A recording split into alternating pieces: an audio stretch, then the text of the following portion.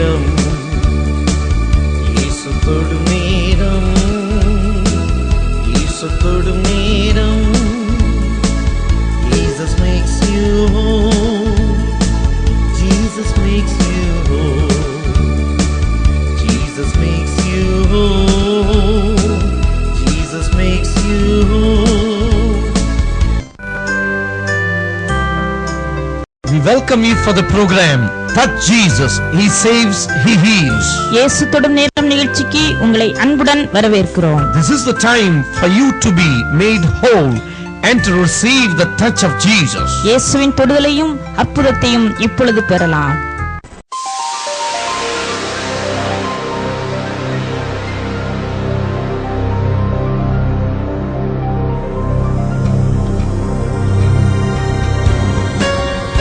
நாம் என்ன செய்ய வேண்டும், என்ன செய்யக்கூடாது என்பது சுவிசேஷம் அல்ல.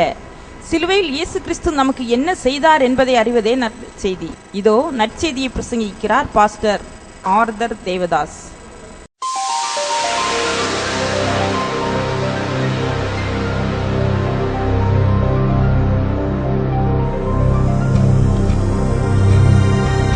சரி, நீங்க போங்க. பிரதர் முத்துக்குமார் இப்படி வாங்க. சரி, பிரதர் முத்துக்குமார் வாங்க, மிஸ்ஸஸ் முத்துக்குமார் வாங்க. வாங்க, ரெண்டு பேர் வாங்க.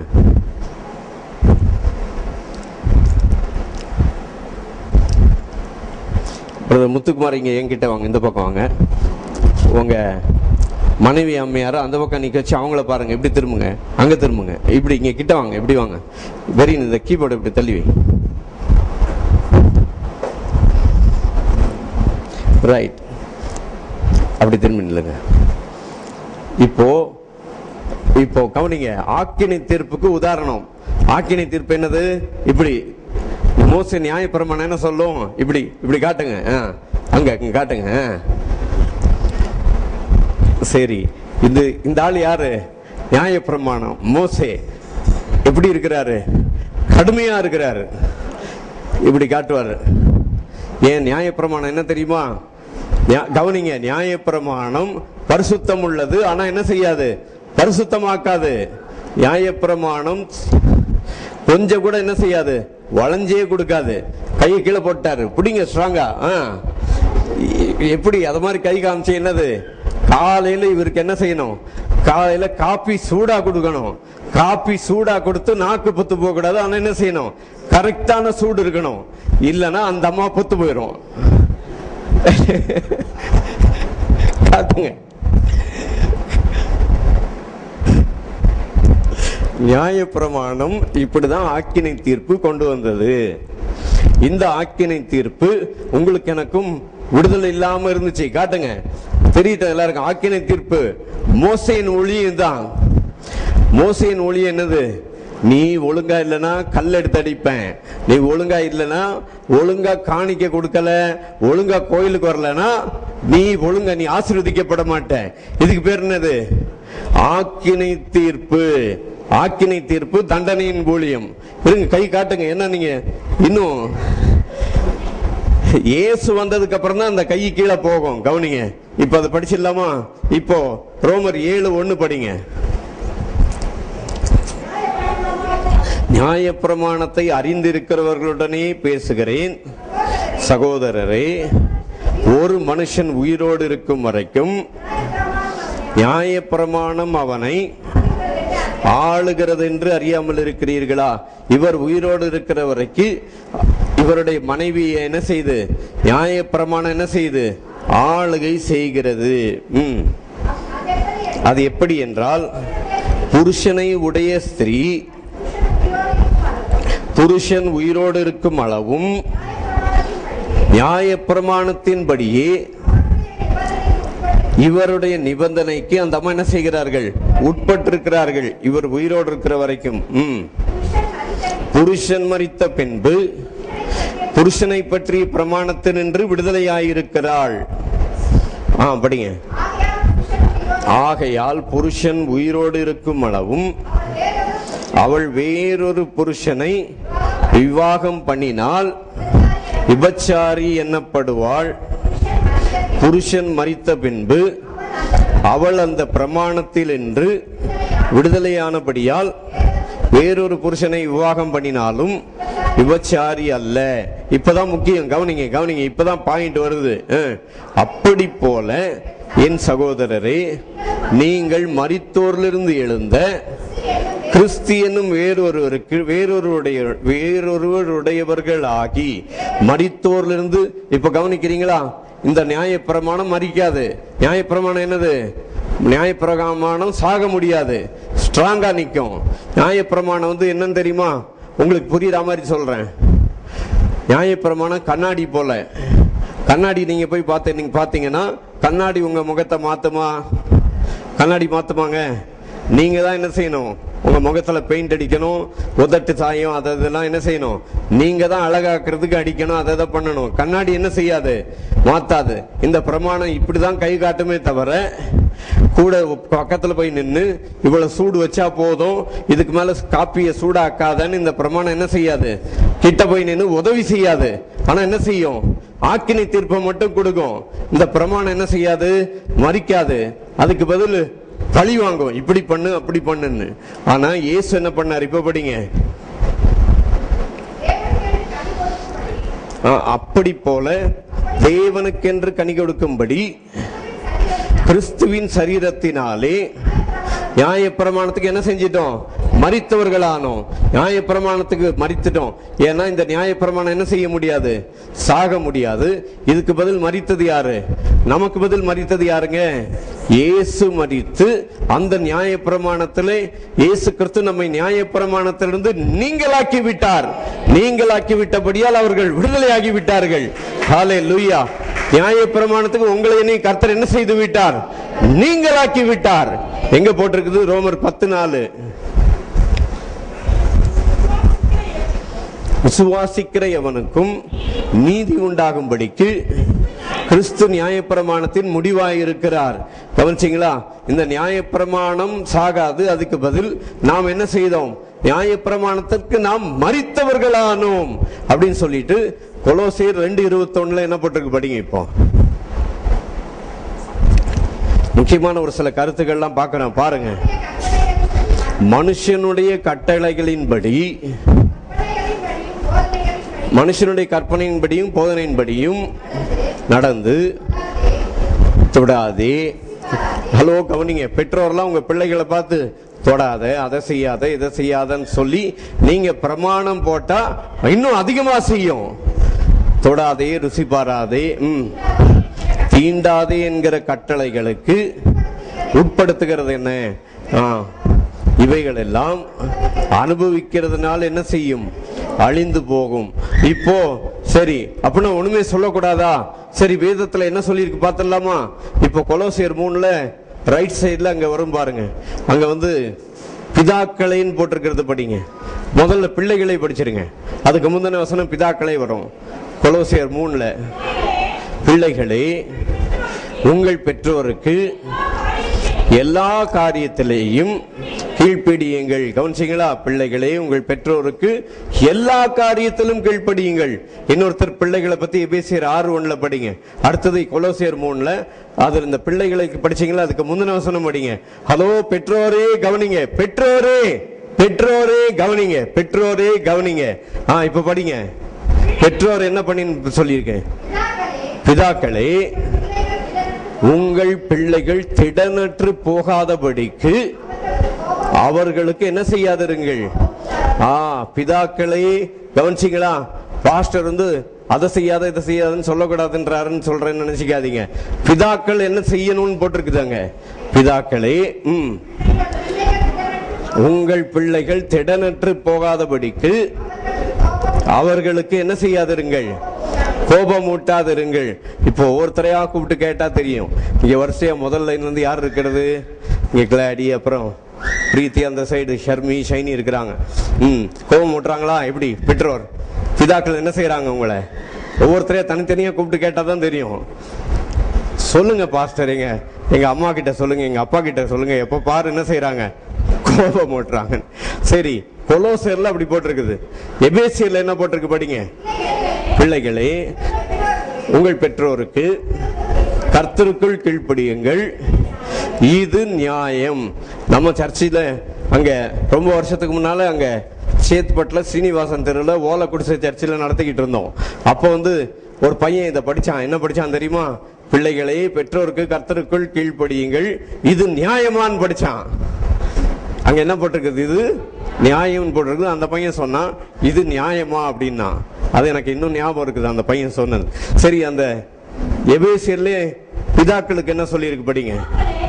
பிதாக்களை நீங்களும் உங்கள் பிள்ளைகளை கோபப்படுத்தாமல், கொலோசியர்லும் பவுல் அதை தான் சொல்றாரு, எபேசியர்லயும் அதை தான் சொல்றாரு. உங்கள் பிள்ளைகளை கோபப்படுத்தாமல் கர்த்தருக்கேற்ற சிக்ஷையிலும் போதனையிலும் அவர்களை என்ன செய்வீர்களாக. சரி, அதுக்கு பதில் என்ன செய்யலாம்? டெய்லி சாயங்காலம் உட்கார்ந்து எல்லாரும் வீட்டுக்கு வந்த பிறகு ஒரு பாட்டு பாடி ஒரு 5 வசனம் படிச்சு ஒரு ஜெபம் பண்ணிட்டு அதுக்கப்புறம் என்ன செய்யலாம்? படுக்கலாமா இல்லையா? படுக்கலாமா இல்லையாங்க? உங்களை நீ காலையில 5 மணிக்கு எழும்பி நீ கர்த்தரை பாரு, அப்பதான் நீ ஆசீர்வதிக்கப்படுவேன்னு சொல்றதுக்கு இன்னொரு ஆக்கினை தீர்ப்பு போடுறதுக்காக நான் இங்க நிக்கல.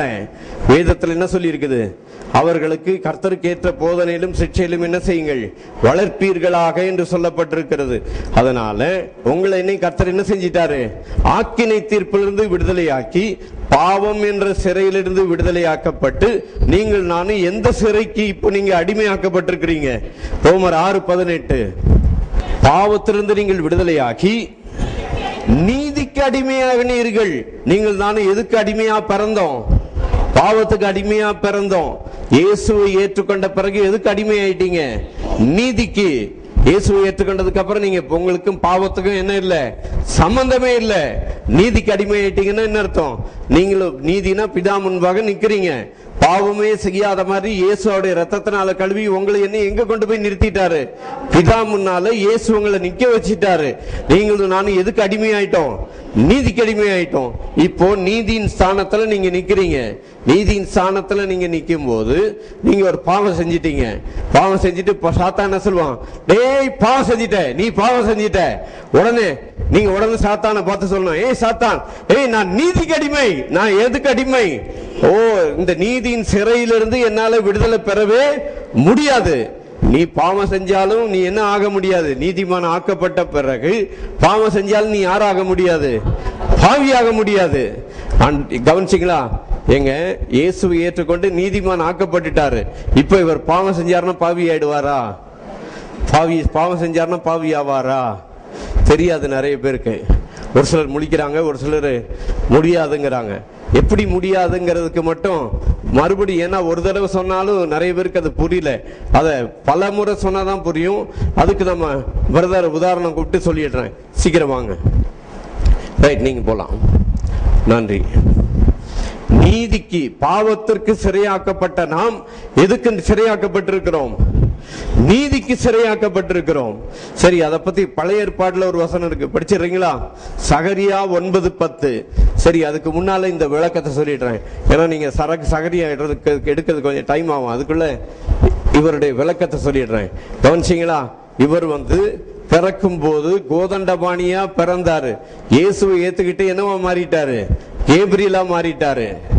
இப்போ இந்த கேப்ரியல் பாவம் செஞ்சிருக்கிறீங்களா இல்லையா? இயேசு ஏத்த பிறகு செஞ்சிருக்கிறீங்க தானே? பாவம் செஞ்சாரா பாவி ஆயிடுவாரா இவரு? ஹலோ, கவனிக்கிறீங்களா? இவர் பாவத்துல பிறந்தப்போ கோதண்டபாணி, இயேசுவை ஏத்துக்கிட்டு என்னவா மாறிட்டாரு? கேப்ரியலா மாறிட்டாரு. இப்ப இவர் பாவம் செஞ்சாலும் பாவி ஆக முடியாது. ஏன்னா இவர் பாவி ஆகணும்னா என்ன செய்யணும்? அதுக்கு அர்த்தம் என்னன்னா, கிறிஸ்துவுக்குள்ள பிறந்தவங்க மறுபடியும் ஆதாமுக்குள்ள பிறக்க முடியாது. இவர் மறுபடியும் ஆதாமுக்குள்ள பிறந்து பாவி ஆகணும்னா என்னவா இருக்கணும்? இவர் மறுபடியும் செத்து போய் இன்னொரு கோதண்டபாணியா பிறக்கணும். செத்து போய் இவர் மறுபடியும் இன்னொரு கோதண்டபாணியா பிறப்பாரா? அதனால நீதிமான் ஆக்கப்பட்ட இவர் பாவம் செஞ்சாலும் என்ன ஆக முடியாது? பாவி ஆக முடியாது. நான் நீதிக்கு சிறையாக்கப்பட்டேன். எத்தனை பேருக்கு சந்தோஷம்? முழிக்கிறீங்களே. பாவம் செஞ்சாலும் பாவி கிடையாது. ஆண்டவர் இயேசு உங்களை நீதிமானாக சிறைப்படுத்தி விட்டார். எவ்வளவு பேருக்கு சந்தோஷம்? நீங்கள் நானும் நீதிக்கு அடிமையாயிருக்கிறோம். பாவத்துக்கு அடிமை அல்ல. நீங்கள் நானும் யாருக்கு அடிமை? நீதிக்கு அடிமை. இப்ப படிங்க சகரியா 9:10. உனக்கு நான் செய்வது என்னவென்றால், கவனிங்க, தண்ணீர் இல்லாத குழியிலே அடைபட்டிருக்கிற உன்னுடையவர்களை நான் என் உடன்படிக்கையின் இரத்தத்தினாலே விடுதலையாக்குவேன். தண்ணீர் இல்லாத குழியிலே அடைபட்டவர்கள்னா வழி இல்லாம சாத்தானுக்குள்ள ஆதாமுக்குள்ள பிறந்த நம்மை ஆண்டவர் என்ன செய்கிறார்? அவருடைய உடன்படிக்கையின் இரத்தத்தினாலே நம்ம என்ன செய்கிறார்? விடுதலையாக்குகிறார். அந்த உடன்படிக்கையின் இரத்தம் என்ன விடுதலை கொடுத்ததுன்னு சொல்லி படிச்சிடலாமா? இப்ப படிங்க அடுத்த வசனம் 12. நம்பிக்கையுடைய சிறைகளே, எல்லாரும் சேர்ந்து சொல்லுங்க. நம்ம எல்லாரும் யாரு? நம்பிக்கையுடைய சிறைகள். என்ன, எதுக்கு சிறையாக்கப்பட்டோம்? இயேசு கிறிஸ்துவின் சிறைகள். நீங்கள் நான் யாரு? நம்பிக்கையுள்ள சிறைகள். நம்பிக்கை இல்லாத சிறையில இருக்கிறவன் தான் ஆதாமுக்குள்ள பிறந்து இயேசுவை ஏத்துக்கிடாதவனுக்கெல்லாம் என்ன கிடையாது? நம்பிக்கை இல்லாம பிசாசின் சிறைகள் ஆக்கப்பட்டிருக்கிறவர்கள். நீங்களும் நானும் யாரு? நம்பிக்கையுள்ள சிறைகள். சொல்லுங்க, நீங்கள் நானும் யாருங்க? பேசுங்க. நீங்கள் நானும் யாரு? நம்பிக்கையுள்ள சிறைகள். உங்களுக்கு எனக்கு என்ன நம்பிக்கை? பாவியாய் பிறந்த நம்மை ஆண்டவர் என்னவா மாத்திட்டாரு?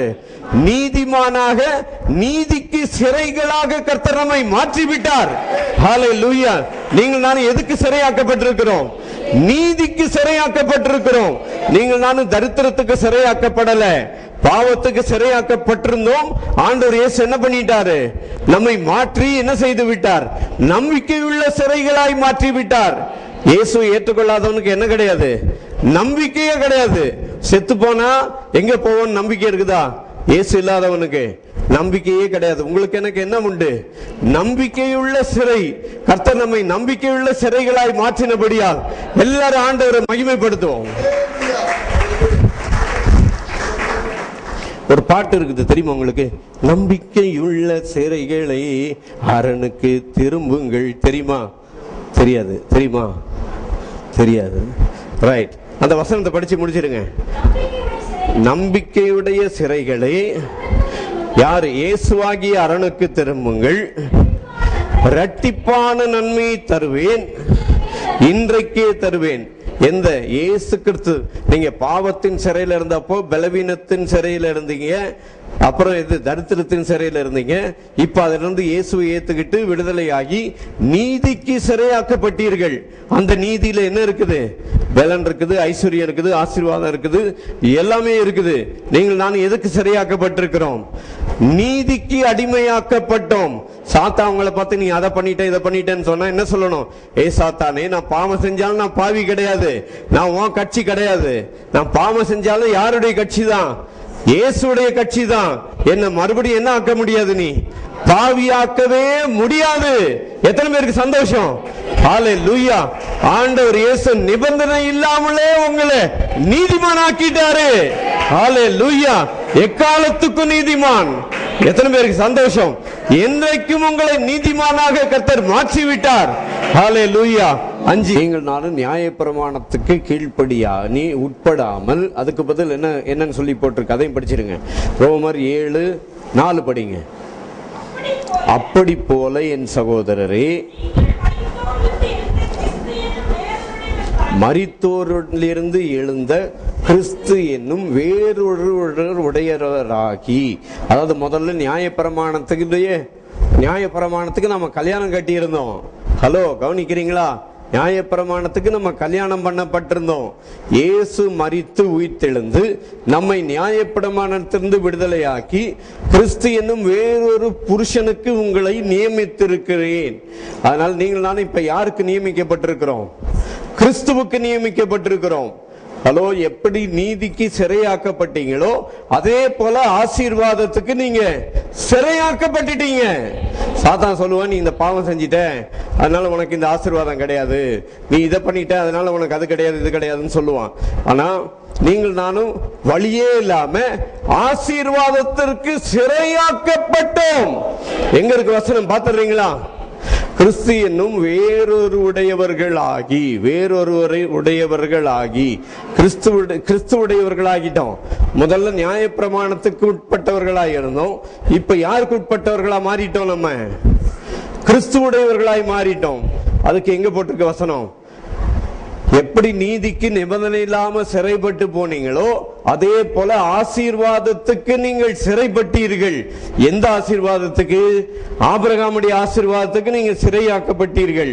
ஒரு சிலர் உடனே வந்துட்டாரு செழிப்புக்கு. அப்படியா, சரி செழிப்பு வேணாமா, சரி நீ இரு தரித்திரத்திலேயே, நான் அது எங்களுக்கு பிரச்சனையே இல்லை. ஒரு சிலர் என்னமா செழிப்பை சொல்லக்கூடாதான், செழிப்பே வேண்டாமா? ஹலோ, செழிப்பு வேண்டாங்கிறவங்க ஒரு அல்லேலூயா சொல்லுங்க. சத்தமே காணுமே. அப்ப எல்லாருக்கும் என்ன வேணும்? செழிப்பு நிச்சயமா வேணும். எங்க போட்டிருக்குது? இப்போ ரோமர் 7:4 சொன்னது போல கலாத்தியர் 3:29 போட்டிருக்கு பாருங்க. நீங்கள் கிறிஸ்துவின் உடையவர்கள் ஆனால் ஆபிரகாமின் சந்ததியாராகவும் வாக்குத்தத்தத்தின்படியே சுதந்திரராயும் இருக்கிறீர்கள். எதுக்கு சுதந்திரராக இருக்கிறீங்க? எங்க போட்டிருக்குது? ரோமர் 4:13 சொல்லி இருக்குது. உலகத்தை சுதந்திரிப்பான் என்கிற வாக்குத்தத்தம் ஆபிரகாமுக்காவது அவன் சந்ததிக்காவது நியாயப்பிரமாணத்தில் உண்டான நீதியினால் கிடையாமல் விசுவாசத்தினால் வருகிற நீதியினால் கிடைத்தது. சாத்தானை பார்த்து சொல்லணும். அவன் சொல்லுவான், ஏய் நீ பாவம் செஞ்சுட்டா உனக்கு ஆசீர்வாதம் கிடையாதுன்னு. சாத்தான் கிட்ட நீங்க சொல்லணும், டேய் நான் நீதிக்கு சரியாயிட்டேன், வழியே இல்லாம நான் ஆசீர்வதிக்கப்பட்டே தீருவேன். எத்தனை பேருக்கு புரியுது? வழி இல்லாம நீங்க ஆசீர்வதிக்கப்படுவீங்க. ஆசீர்வாதத்தை உங்க வாழ்க்கையில தடை செய்யவே முடியாது. ஆபிரகாமுடைய ஆசீர்வாதம் நியாயப்பிரமாணத்தினால கிடைக்கல, நீ செய்யறதுனாலும் செய்யாததுனாலும் கிடைக்கல. எப்படி கிடைச்சது? விசுவாசத்தினால் வரும். இயேசு சிலுவையிலே அடிக்கப்பட்டபடியால் உங்களுக்கு எனக்கு என்ன கிடைச்சது? ஆசீர்வாதம் கிடைச்சது. அதை பத்தி எங்க போட்டிருக்குது? சரி, இன்னொரு உதாரணம் பார்த்துடலாமா? பைபிள்ல ஆசீர்வாதத்திற்கு நீங்கள் சிறையாக்கப்பட்டீர்கள். ஆபிரகாமுடைய ஆசீர்வாதம் நிபந்தனையே இல்லாம எப்படி கிடைக்குது? 2 கொரிந்தியர் 8:9 படி கிடைக்குது. நம்முடைய கர்த்தராகிய இயேசு கிறிஸ்துவின் கிருபையை அறிந்திருக்கிறீர்களே, அவர் ஐஸ்வர்யம் உள்ளவராயிருந்தும் நீங்கள் அவருடைய தரித்திரத்தினாலே ஐஸ்வர்யவான்கள் ஆகும்படிக்கு. எத்தனை பேருக்கு விளங்குச்சு? நான் நீதிக்கு சிறையாக்கப்பட்டிருக்கிறேன். சொல்லுங்க பார்க்கலாம் எல்லாரும். நீதிக்கு சிறையாக்கப்பட்டிருக்கிறேன், ஆசீர்வாதத்துக்கு சிறையாக்கப்பட்டிருக்கிறேன், வெலத்திற்கு சிறையாக்கப்பட்டிருக்கிறேன். ஹல்லேலூயா. ஆண்டவருடைய கோபத்துக்கு நீங்க சிறையாக்கப்பட்டவர்கள் இல்ல. அதான் 90:10 சங்கீதத்துல படிச்சோம். ஆண்டவருடைய கோபத்தினால மனுஷனுடைய வயசு என்ன ஆயிப்போச்சு? 80 வயசு 90 வயசு. ஆனா ஆண்டவர் மனுஷனுக்கு கொடுத்த ஆயுசு வருஷங்கள் எத்தனை? ஆதியாகமம் 6:3 என்ன போட்டிருக்குது? 120 வருஷத்தை மனுஷனுக்கு கர்த்தர் கொடுத்திருக்கிறார். அதனால உங்களுக்கு எனக்கு என்ன உண்டு? நீங்க நீதிக்கு சிறையாக்கப்பட்டது போல ஆபிரகாமின் ஆசீர்வாதத்திற்கும் என்ன செய்யப்பட்டிருக்கிறீர்கள்? சிறையாக்கப்பட்டிருக்கிறீர்கள். நீங்கள் கிறிஸ்துவின் உடையவர்கள் ஆனால் ஆபிரகாமின் சந்ததியாராகவும் வாக்கு தத்தத்தின்படியே சுதந்திரராயும் இருக்கிறீர்கள். இப்போ சகரியா 9:14 சொல்லுங்க. நம்பிக்கையுடைய சிறைகள். ஹலோ, நம்பிக்கையுடைய சிறைகளே கர்த்தரை மகிமைப்படுத்துங்க பார்க்கலாம். நம்பிக்கையுடைய சிறைகள். நீங்கள் நான் என்ன சிறைகள்? சொல்லுங்க, என்ன நம்பிக்கை? பாவம் செஞ்சாலும் நீதிமான். ஹல்லேலூயா. நீங்க நம்பிக்கையுடைய சிறைகள், ஆபிரகாமுடைய ஆசீர்வாதத்திற்கு சிறைகள். ஆமென். எத்தனை பேர் சிறைகள்? ஆசீர்வாதத்துக்கு சிறைகள். ஹல்லேலூயா. வேதத்துல போட்டிருக்குது. என்ன போட்டிருக்குது? நீ அதை பண்ணி இதை பண்ணி உனக்கு கடன் பிரச்சனை அது இது என்ன செய்யறதுன்னு தெரியாம முழிச்சுக்கிட்டு இருந்த அப்போ என்ன நினைச்சு தெரியுமா? 2 ராஜாக்கள் 6ஆம் அதிகாரத்துல போட்டிருக்கு பாருங்க. தீர்க்கதரிசிகள் புத்திரர் பைபிள் காலேஜ் படிச்சாங்க, ப்ராஃபட்டிக் காலேஜ் படிச்சுட்டு இருந்தாங்க. அவங்களுக்கு இடம் இல்லை. அவங்க போய் தீர்க்கதரிசி கிட்ட சொன்னாங்க, எலிசா கிட்ட, ஐயா நம்ம போய் மரம் வெட்டி நம்ம வீடு கட்டலாம் அப்படின்னு சொல்லி. அப்ப போய் அவங்க மரம் வெட்டிட்டு இருக்கும் போது ஒரு மரத்துண்டு என்ன செஞ்சது? மரம் வெட்டிட்டு இருக்கும் போது கோடாரி என்ன செஞ்சிச்சு? தண்ணிக்குள்ள விழுந்துருச்சு. உடனே ஐயா நாங்க கோடாரி வச்சு வெட்டிட்டு இருந்தோம், கோடாரி எங்க போயிருச்சு? தண்ணிக்குள்ள விழுந்துருச்சு, என்ன செய்யறதுன்னு தெரியல. உடனே தீர்க்கதரிசி என்ன கேட்டாரு? எந்த இடத்துல விழுந்துச்சு அப்படின்னு கேட்டாரு. எந்த இடத்துல உங்க வாழ்க்கையில தரித்திரம் வந்தது, எந்த இடத்துல உங்க வாழ்க்கையில பிரச்சனை வந்ததுன்னு கேட்கறதுக்கு நான் இங்க நிக்கல. ஆனா அதுக்கு பதில் என்ன தெரியுமா? அப்ப அந்த தீர்க்கதரிசி என்ன சொன்னார்? 2 ராஜாக்கள் 6:6 போட்டிருக்குது. தேவனுடைய மனுஷன் மறுபடியும் தேவனுடைய மனுஷன் அது எங்கே விழுந்தது என்று கேட்டான். அவன் அந்த இடத்தை காண்பித்த பொழுது ஒரு கொம்பை வெட்டி அதை அங்கே எரிந்து அந்த இரும்பை மிதக்க பண்ணி. ஹலோ, இரும்பு மிதக்குமா? இரும்பு மிதக்குமாங்க? நம்ம சட்டத்தின்படி, பிரமாணத்தின்படி இரும்பு என்ன செய்யாது? மிதக்காது. ஆனா வேத வசனத்தின் பிரமாணத்தின்படி என்ன போட்டிருக்கு? ரோமர் 8:3 படிங்க. கிறிஸ்து இயேசுக்கு உட்பட்டவர்களா இருந்து, அதுக்கு அடுத்த வசனம், கிறிஸ்து இயேசுவினாலே ஜீவனுடைய ஆவியின் பிரமாணம் என்னை பாவம் மரணம் என்ற பிரமாணத்திற்கு விடுதலையாக்கிற்று. ஹலோ, கவனிக்கிறீங்களா? இப்போ இந்த புஸ்தகத்தை கவனிக்கிறீங்களா? இந்த புஸ்தகத்தை நான் இப்படி பிடிச்சி இப்படி விட்டேன்னா நிக்குமா? காத்துல நிக்காது, கீழே என்ன செஞ்சிடும்? விழுந்துரும். அதுக்கு பேர் என்னது? பிரமாணம். பிரமாணம் என்ன செய்யும்? புவி ஈர்ப்பு பிரமாணத்தின்படி எந்த பொருளும் காத்துல நிக்காது, என்ன செஞ்சிடும்? உடனே கீழே விழுந்துரும். அதே போல பிரமாணத்தின்படி இரும்பு என்ன செய்யும்? தண்ணிக்குள்ள போட்டா கீழே போயிடும். ஆனா தேவ மனுஷன் ஒரு கொம்பை வெட்டி தண்ணிக்குள்ள போட்டோன்னு இரும்பு என்ன செஞ்சது? அதே போல உங்க வாழ்க்கையில எந்த பிரச்சனையா இருந்தாலும், எவ்வளவு பெரிய கடன் பிரச்சனையா இருந்தாலும், கல்வாரி சிலுவையிலே உங்கள் தரித்திரத்தை சுமந்த இயேசுவை நோக்கி பார்க்க என்ன நடக்கும்? என்னங்க நடக்கும்? அந்த இடத்துல இரும்பு மிதக்கும். பிரமாணத்தை மீறி, உங்க வருமான வரம்பை மீறி கர்த்தருடைய ஆசீர்வாதம், நீங்கள் நீதிக்கு ஆசீர்வாதத்திற்கு சிறைபிடிக்கப்பட்டீர்கள். ஹல்லேலூயா. அந்த சிறையிலிருந்து யாருமே உங்களை வெளியே கொண்டு வர முடியாது. நீங்களே நினைச்சாலும் வெளியே வர முடியாது. ஆண்டவரை மறுதலிச்சு விக்கிரகத்துக்கு போனாலொழிய நீங்க கிறிஸ்துவுக்கு சிறைப்பட்டவர்கள் என்ன செய்ய முடியாது? மாறவே முடியாது. நீங்க சாத்தான மறுதலிக்கிறேன்னு சொன்னா மறுதலிக்க முடியுமா? முடியாது. அத போல ஆண்டவர் இயேசுவை என்ன செய்ய முடியாது? உங்க வாழ்க்கையில மறுதலிக்கவே முடியாது. ஆசீர்வாதத்தை வாண்டான்னு சொன்னாலும் நிறுத்தி வைக்க முடியாது. நீங்க என்ன? நீங்கள் தானே யாரு? யாருங்க? இன்னைக்கு வாஸ்த வசனம் என்னது? சகரியா 9:14. குறிப்பை விட்டுறாதீங்க. நீங்கள் நான் யாரு? நம்பிக்கை உள்ள சிறைகள். சொல்லுங்க, நீங்கள் நான் யாருங்க? ஹலோ பிரதர்ஸ் எல்லாம் யாரு? சொல்லுங்க, நீங்களா யாரு? இந்த முதல் லைன்ல தான் ஒருத்தர் தான் சொல்றாரு. அந்த லாஸ்ட்ல சொல்லுங்க சத்தமா, நீங்க யாருங்க? நம்பிக்கையுள்ள சிறைகள். எதுக்கெல்லாம் சிறைகள்? ஆசீர்வாதத்திற்கு சிறைகள். உங்க வாழ்க்கையில ஆசீர்வாதத்தை தடுத்து நிறுத்த முடியாது. இரும்பு மிதக்கும். எப்படி? கல்வாரி சிலுவை வருகிற இடத்துல எந்த ஆசீர்வாதத்தையும் யாராலும் என்ன செய்ய முடியாது? தடுத்து நிறுத்தி வைக்கவே முடியாது.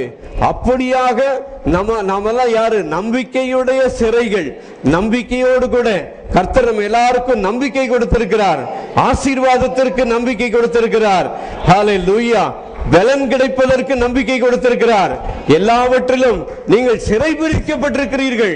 இயேசு கிறிஸ்துவுக்குள்ளாக நீங்கள் பிறந்து பரலோகம் போகிற வரைக்கும் நீங்கள் யாருக்கு சிறையாக்கப்பட்டிருக்கிறீர்கள்? யாருக்கு சிறை? இயேசு கிறிஸ்துவுக்கு சிறை பிடிக்கப்பட்டவர்கள். 7ஆம் அதிகாரத்தை ஸ்பிரிச்சுவல் ரொமான்ஸ் அப்படின்னு சொல்லுவாங்க.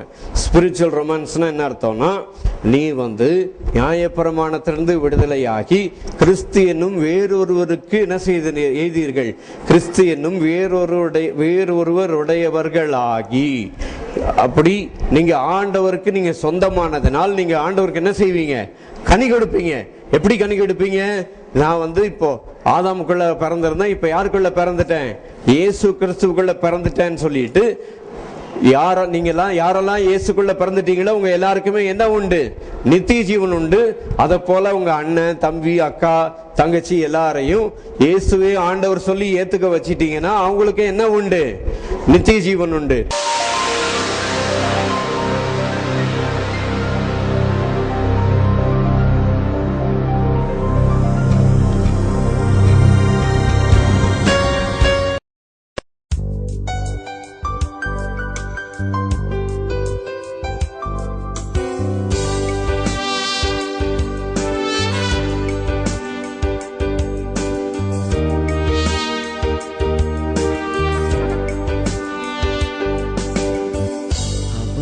All powers, above all kings, above all nature and all created things, above all wisdom and all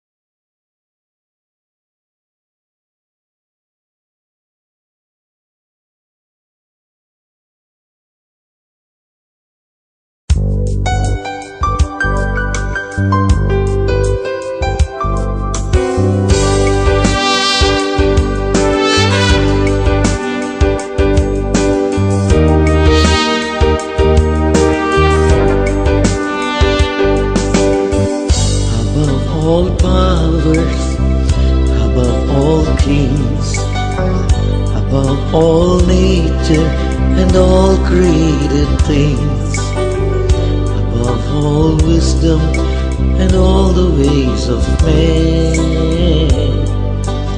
You were here before the world began, above all kingdoms, above all thrones, above all wonders the world has ever known, above all wealth and treasures of the earth. There's no way to measure what you're worth. Crucified, laid behind the stone, you live to die, rejected and alone, like a rose trampled on the ground. You took the fall and thought of me above all powers, above all kings, above all nature and all created things, above all wisdom and all the ways of man. You were here before the world began, above all kingdoms, above all thrones, above all wonders the world has ever known, above all wealth and treasures of the earth. There's no way to measure what you're worth.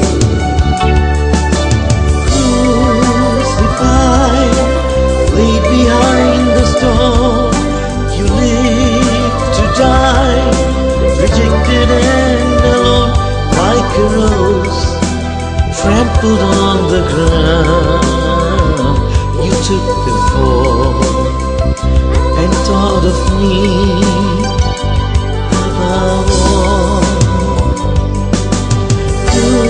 Crucified, laid behind the stone, you live to die, rejected and alone, like a rose trampled on the ground. You took the fall and thought of me above all. Like a rose trampled on the ground, you took the fall and thought of me above all.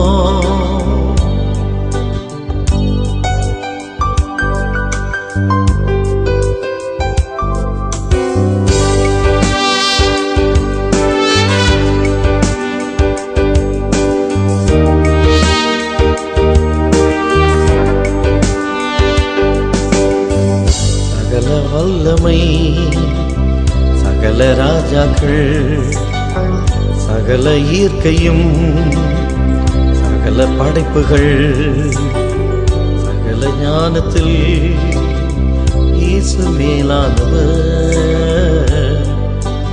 உலக தோற்றம் முன்னே இருக்கிறார். சகல ராஜ்யங்கள், சகல சிங்காசனம், சகல அதிசயம், உலகம் அறியாதவை, சகல ஐஸ்வர்யம் இயேசு மேலானவர். உம் தகுதி மேன்மை அளக்க முடியாது.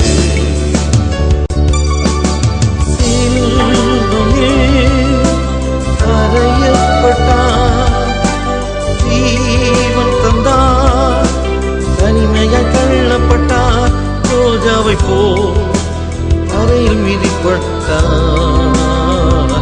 எழுந்து நினைத்தார் என்னை, இயேசு மேலானவர். சகல வல்லமை, சகல ராஜாக்கள், சகல இயற்கையும், சகல படைப்புகள், சகல ஞானத்தில் இயேசு மேலானவர்.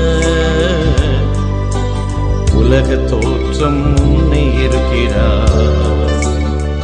சகல ராஜ்யங்கள், சகல சிங்காசனம், சகல அதிசயம், உலகம் அறியாதது, சகல ஐஸ்வர்யம், இயேசு மேலானவர். உன் தகுதி மேன்மை அளக்க முடியாது.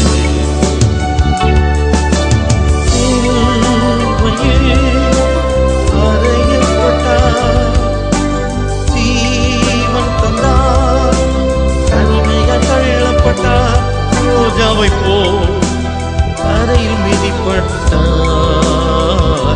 கீழ் விழுந்து நினைத்தார் என்னை, இயேசு மேலானவர்.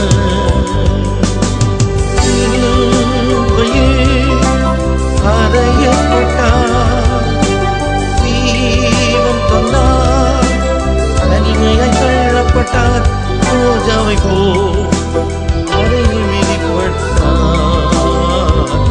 கீழ் விழுந்து நினைத்தார் என்னை, இயேசு மேலானவர். ரோஜாவை போல் அறையில் மிதிப்பட்டார். கீழ் விழுந்து நினைத்தார் என்னை, இயேசு மேலானவர்.